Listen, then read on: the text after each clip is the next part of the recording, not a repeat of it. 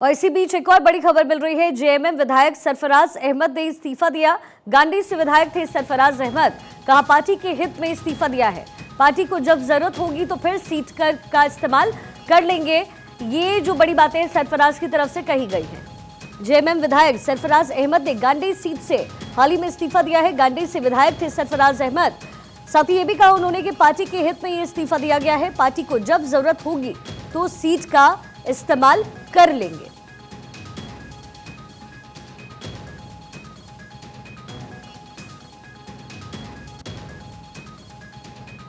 तो अच्छा से दिया है, जरूरत थी पार्टी को, मैंने किया, पार्टी के लिए दिया।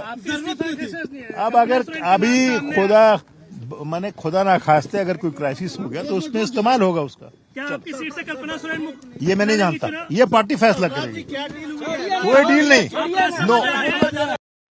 तो जेएमएम विधायक सरफराज अहमद की तरफ से ये बड़ी बातें कही गई है। उन्होंने कहा कि पार्टी को जरूरत थी इसलिए मैंने इस्तीफा दिया है, जब जरूरत पड़ेगी तो इसका इस्तेमाल कर लेंगे। तो कहीं ना कहीं ये जो नोशन है वो भी क्लियर होता हुआ कि चूंकि जेएमएम लगातार इसी पर चर्चा कर रही है, विचार विमर्श हो रहा है कि अगर ईडी की रडार पर आ जाते हैं हेमंत सोरेन तो फिर क्या होगा। और कहीं इसी वजह से तो नहीं गांधी की सीट खाली करवाई गई है। सरफराज ने हाल ही में इस्तीफा दिया है और अभी अभी आपने उनका ये स्टेटमेंट भी सुना। उन्होंने कहा है कि पार्टी के हित में ही इस्तीफा दिया, पार्टी को जब जरूरत होगी तो सीट का इस्तेमाल कर लेंगे, क्योंकि अटकलें तेज है कि हेमंत सोरेन अपनी पत्नी को इस सीट से चुनाव लड़वा सकते हैं और इसी वजह से सरफराज अहमद से गांडी सीट से इस्तीफा लिया गया है।